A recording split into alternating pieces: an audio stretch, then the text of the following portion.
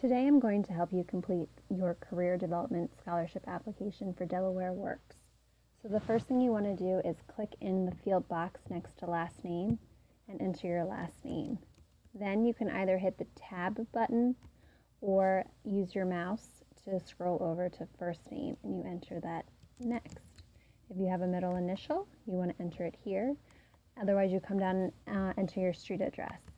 Now don't forget to use capital letters when filling out your street address. So if you live on a street, that S needs to be capitalized, or if you live on a circle or a road, whatever it may be, that also gets a capital letter.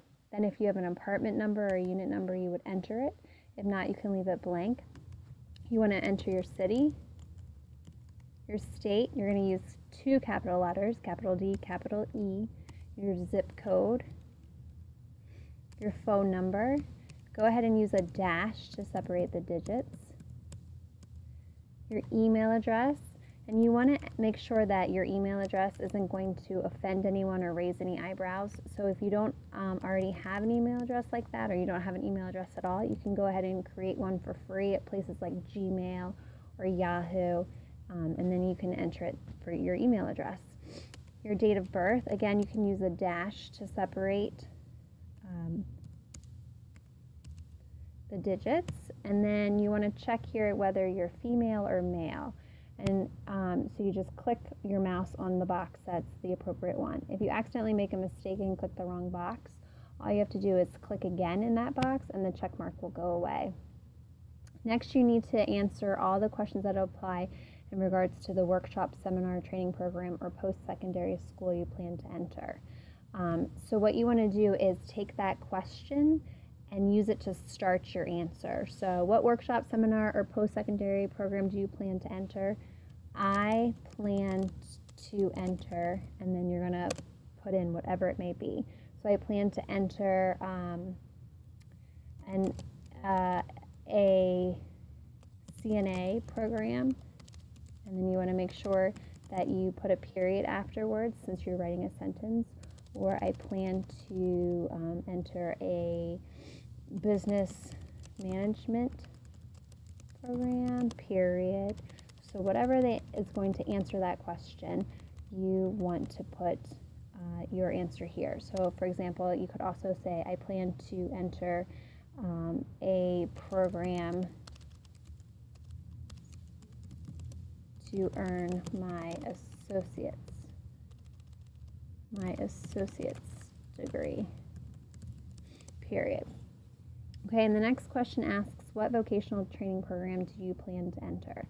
So again, they're asking a somewhat similar question, but perhaps you can provide more information here. So I plan to enter the HVAC program at Newcastle County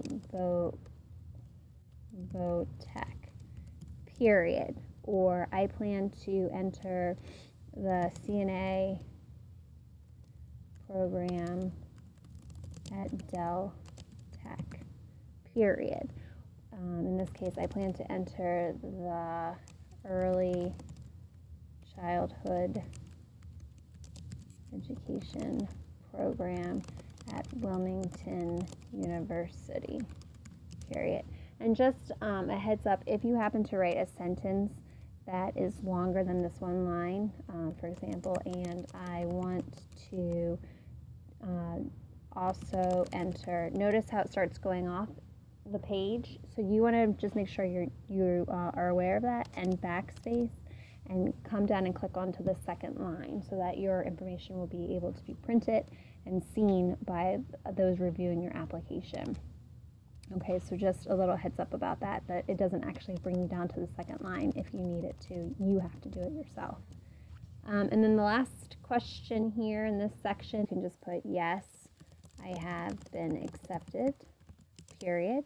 If you haven't, you want to let them know what steps you're taking towards getting accepted. So no, I have not yet been accepted, but what are you doing? I have a meeting with admissions, or no, I've not yet been accepted, but I have completed all the required paperwork our applications, whatever answers that question to show them that you're working towards getting accepted. Okay, in the next section, they want you to describe your career goals. So you're just answering what you want to do once you've received the workshop training or the seminar training or the post-secondary school, whatever you're hoping to do with this information to further your career. So if you want to become a nurse, you put it here. I hope to become a nurse so that I can work at Christiana Hospital, or I want to enter a business management program so that I can work for myself later in life, whatever it is. So this person says, I want to become a teacher's assistant so that I may help students in preschool and kindergarten, period. Okay, and just remember, if you're writing your career goal and it's going to take more than that first line, you need to be aware that you need to click into the second or third line.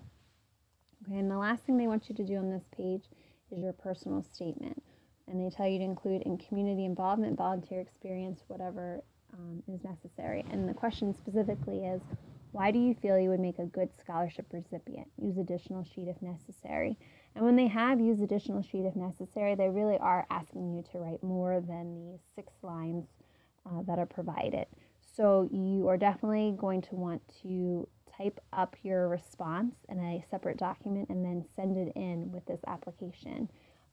So I will give you an example of what your personal statement should look like for this application. And what you want to do here is just put C attached so that they know you have a personal statement. It's just going to come at the end of this application. So let me just finish this application with you and then we'll look at the personal statement. Okay, so finances. It says to skip this section if you're using the scholarship for a workshop or seminar, but if you're not, then you want to go ahead and answer this first question. Have you ever applied for federal financial aid? So if you have, you click yes. If you haven't, you click no. And again, if you accidentally click the wrong box, you just click on the box that has the wrong check mark and it will make it go away. And then the second question is, if yes, have you been approved for a Pell Grant? Okay, so this is pretty important. If you answer question number 1, have you applied for federal financial aid, and your answer is no, then you are not going to click anything in this second row, okay? Because it's only if you clicked yes. So if you have a no in that first check, then there should be nothing here, okay? If you have a yes here, then you need to answer this question, either yes or no, whatever it may be, okay? And then the last thing you have to do is read this agreement and then sign it, which basically is just clicking in here and then typing your name and the date at which you filled out your application. So that is filling out the application. And just note, you are required to attach 2 letters of recommendation, and you want to mail your application with the attachments to the Delaware Workforce Development Board, specifically to Kathy Butler. And your deadline is, it needs to be submitted on or before the last Friday in March. Okay, so let me just show you really quickly that personal statement. Why do you feel you would make a good scholarship recipient? So let me give you a little bit of information about that. You're going to write 3 small paragraphs, okay? You're going to have an introduction, a second paragraph, and a final paragraph. In your introduction, you want to introduce yourself, and in a few sentences, you're going to tell the reader some background information about yourself and your education experience so far. Then in that second paragraph, you're going to provide a little bit more about your prior education and experience by explaining some specific details. Then you want to share your future plans.